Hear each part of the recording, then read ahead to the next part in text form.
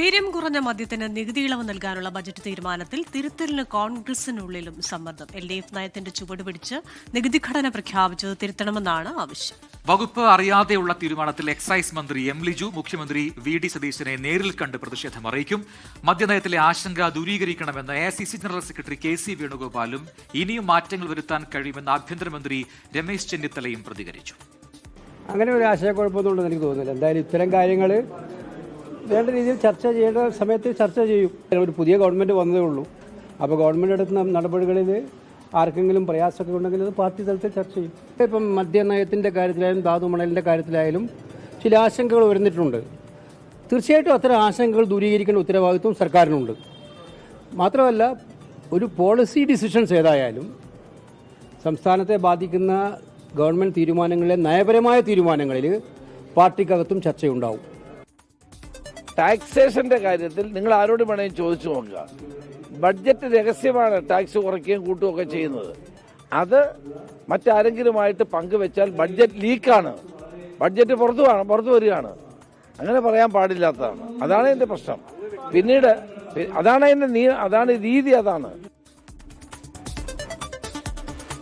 എന്തായാലും എക്സൈസ് കമ്മീഷണറെ മന്ത്രി എം ലിജു വിളിച്ചു വരുത്തിയിട്ടുണ്ട്. തീരുമാനത്തിൽ നിന്ന് സർക്കാർ പിന്മാറണമെന്ന് CPIM ആവശ്യപ്പെട്ടു. നമ്മുടെ മുന്നിലുള്ള ആശങ്ക എന്താ? 500-600 കോടി രൂപ ചിലപ്പോൾ വരുമാനം അധികം കിട്ടും. അത് വരുമാനം വർദ്ധിക്കേണ്ടത് ഗവൺമെൻറ്റിൻ്റെ ആവശ്യമാണെന്ന് ഗവൺമെൻറ് പറയുമ്പോൾ വേണമെങ്കിൽ വരുമാനമാണ് കിട്ടും.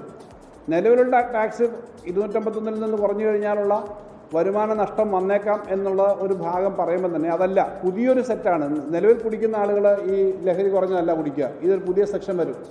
റെഡി ആയിട്ടുള്ള കൊക്കക്കോളയുടെയോ മറ്റേ പെപ്സി കോളയുടെയോ അല്ലെങ്കിൽ ഫാൻറ്റയുടെയോ ഒക്കെ കാനി കിട്ടുന്ന പോലെ റെഡി ടു ഡ്രിങ്ക് എന്ന നിലയിൽ കൈ വെച്ചിട്ട് കുടിക്കുന്ന സ്ഥിതി വരും. അങ്ങനെ വരുമ്പോൾ ആ മാർക്കറ്റ് വലുതാവും, നമുക്ക് വരുമാനം കിട്ടും. അതിൻ്റെ മറുവശം എന്താ? നെഗറ്റീവായ വശം, ഇതുവരെ കുടിക്കാത്ത ആളുകൾ ഒരു സോഷ്യൽ ഡ്രിങ്കിങ്ങിനെ ഇതിന് ലൈസൻസ് കൊടുക്കുന്ന പോലെയാണ്. ഇത് നടപ്പിലാക്കേണ്ട ഈ തീരുമാനം പിൻവലിക്കാനാണ് ഗവൺമെൻറ് തയ്യാറാവേണ്ടത്. സമുദായ സംഘടനകളും സർക്കാരിനെതിരെ നിലപാട് കടുപ്പിക്കുന്ന ഒരു സാഹചര്യമുണ്ട്. അപ്പോൾ തന്നെ ഇതിൽ നിന്നും പിന്നോട്ട് പോകാനുള്ള ഒരു നീക്കം സർക്കാരിന്റെ ഭാഗത്ത് ഉണ്ടാകുന്നുണ്ട് എന്ന സൂചനകളും ഇന്ന് പുറത്തു വന്നു. ഏറ്റവും ശ്രദ്ധേയമായ കാര്യം ഇന്നിപ്പോൾ KC വേണുഗോപാൽ നടത്തിയ ഒരു പരാമർശമാണ്. അതായത് പോളിസി ഡിസിഷൻ, അതായത് നയങ്ങളൊക്കെ രൂപീകരിക്കുമ്പോൾ സ്വാഭാവികമായിട്ടും പാർട്ടിക്കകത്ത് കോൺഗ്രസിൽ അത് ചർച്ചയാകും എന്നാണ്. അതല്ലാതെ ഒരു തീരുമാനം അത് ആരിൽ നിന്നും ഉണ്ടാകരുത് എന്നൊരു ധ്വനി സ്വാഭാവികമായിട്ടും ഉണ്ട്. മുഖ്യമന്ത്രി എടുക്കുന്ന ഇത്തരം തീരുമാനങ്ങൾക്കെതിരെ ആ മന്ത്രിസഭയ്ക്കകത്ത് തന്നെ ഇത്തരം അതൃപ്തികൾ അത് ആവർത്തിക്കപ്പെടുന്നുണ്ട് എന്നൊരു വസ്തുതയാണ്. നേരത്തെ ആരോഗ്യവകുപ്പിൽ നമ്മൾ കണ്ടതാണ്. പിന്നാലെ എക്സൈസ് വകുപ്പിൽ കാണുന്നു.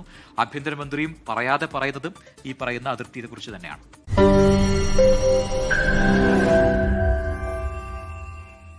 ലോകത്തെവിടെയായാലും ഏത് സമയത്തും 24 വാർത്തകളും ഓഗ്മെന്റഡ് റിയാലിറ്റി പാക്കേജുകളും എക്സ്പ്ലെയിനറുകളും വിശദമായി കാണാൻ ഞങ്ങളുടെ YouTube ചാനൽ നിങ്ങൾക്ക് സബ്സ്ക്രൈബ് ചെയ്യാം.